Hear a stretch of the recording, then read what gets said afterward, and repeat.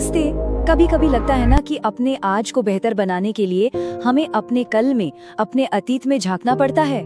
आज हम इसी सफर पर चलेंगे, ये जानने के लिए कि हमारे बचपन के अनुभव आज भी हम पर कैसे असर डालते हैं और कैसे हम खुद को थोड़ा और बेहतर समझ सकते हैं। ये एक बहुत ही आम बात है। सोचिए, कोई बड़ी अडल्ट वाली प्रॉब्लम सामने है और अचानक से इतना ज्यादा गुस्सा या दुख या डर महसूस होने लगता है, बिल्कुल एक बच्चे की तरह। ऐसा होता क्यों है? इसका जवाब कहीं बाहर नहीं, हमारे अंदर ही छिपा है। तो चलिए अब इसमें थोड़ा और गहराई से उतरते हैं। सबसे पहले तो ये समझना जरूरी है कि ये इनर चाइल्ड या मन का बच्चा, ये आखिर है क्या चीज। इसके बारे में इतनी बातें जो होती हैं। हाँ, तो सबसे जरूरी बात, ये कोई असली बच्चा नहीं है जो हमारे अंदर बैठा है। नहीं, ये हमारे सबकॉन्शियस माइंड यानी अवचेतन मन का एक हिस्सा है, एक तरह का सिंबल है जो हमारे बचपन की हर अच्छी बुरी याद, हर खुशी, हर दर्द, सबको अपने अंदर सहेज कर रखता है। और ये जानना भी बड़ा दिलचस्प है कि हमारे मन का बच्चा सिर्फ एक तरह का नहीं है। इसके दो पहलू हैं। एक तरफ तो है वो खुशमिजाज बच्चा जो हमें खेल कूद, सपने और बेफिक्री वाले पलों की याद दिलाता है, और फिर दूसरी तरफ है वो आहत बच्चा जिसने बचपन के किसी दर्द या उपेक्षा को पकड़ कर रखा है और जिसे आज भी लगता है कि उसे सेफ्टी चाहिए, सुरक्षा चाहिए। चलिए इसे एक बहुत ही आम से उदाहरण से समझते हैं। मान लीजिए किसी ने अपने पार्टनर के साथ एक बढ़िया सा नाइट आउट प्लान किया है, सब कुछ सेट है, और फिर लास्ट मोमेंट पर पार्टनर को काम आ जाता है और प्लान कैंसिल करना पड़ता है। अब एक एडल्ट के तौर पर एक लॉजिकल रिएक्शन क्या होगा? जाहिर है थोड़ी निराशा तो होगी, लेकिन समझ भी आएगा कि भाई काम जरूरी है ना? ये एक सुलझा हुआ मैच्योर रिएक्शन है। लेकिन अगर उसी सिचुएशन में बहुत ज्यादा गुस्सा आए, एकदम अकेलापन और रिजेक्टेड महसूस हो और रिएक्शन भी बच्चों जैसा हो, जैसे गुस्से में दरवाजा पटक देना, तो ये हमारे उसी इनर चाइल्ड की आवाज हो सकती है। हो सकता है बचपन में जब प्लान्स कैंसिल होते थे तो बिल्कुल यही महसूस होता था और वही पुरानी फीलिंग आज फिर से ऊपर आ गई है। तो अब जब ये समझ आने लगा है कि ये आवाज है क्या, तो अगला स्टेप क्या है? इसे सुनना। तो चलिए आगे बढ़ते हैं और देखते हैं कि ये कैसे किया जा सकता है।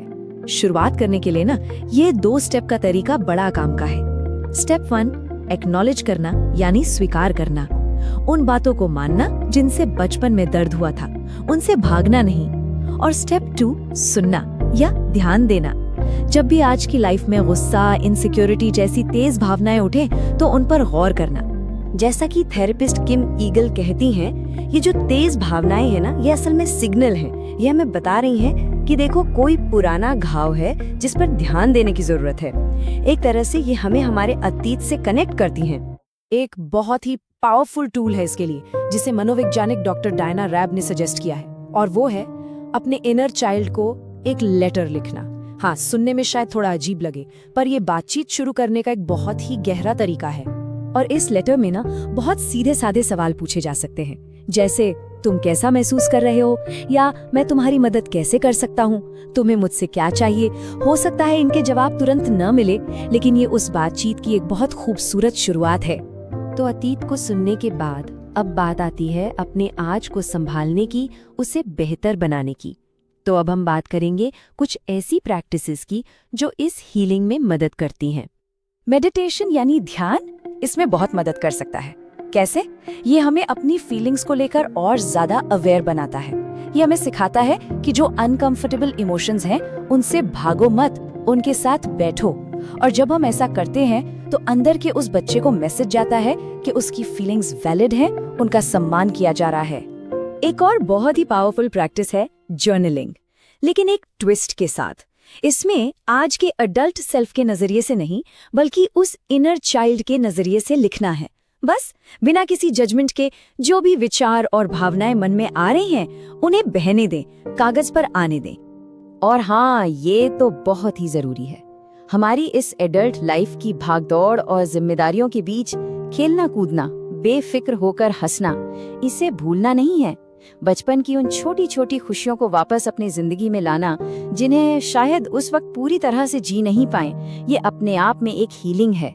तो अब हम अपनी इस बातचीत के आखिर की तरफ बढ़ रहे हैं, और यहाँ ये समझना बहुत जरूरी है कि ये सब कोई एक बार का फिक्स नहीं है। ये तो खुद के साथ एक गहरा रिश्ता बनाने की एक लाइफ लॉन्ग जर्नी है। तो याद रखने वाली बात यह है कि हीलिंग कोई मंजिल नहीं है जहां पहुंचकर सब खत्म हो जाएगा। नहीं, ये एक लगातार चलने वाला प्रोसेस है, एक सफर है जिसमें हम धीरे धीरे खुद को और बेहतर ढंग से समझना और खुद के प्रति और ज्यादा दयालु होना सीखते हैं। और हाँ, कभी-कभी इस सफर में प्रोफेशनल मदद की जरूरत भी पड़ सकती है। अगर कोई थेरेपी के बारे में सोच रहा है तो ये जानना काम आ सकता है कि साइकोडायनामिक जैसी थेरेपीज अक्सर पास्ट के अनुभवों पर गहराई से काम करती हैं। वहीं सीबीटी जैसी थेरेपीज ज्यादातर आज पर यानी वर्तमान पर फोकस करती हैं। तो आखिर में इस पूरी जर्नी का गोल क्या है? इसका मकसद है अपने पास्ट की जरूरतों को समझना और उन्हें मान्यता देना, अपनी भावनाओं को हेल्दी तरीकों से एक्सप्रेस करना सीखना, और सबसे जरूरी अपने लिए कंपैशन यानी आत्मकरुणा और सेल्फ लव को बढ़ाना।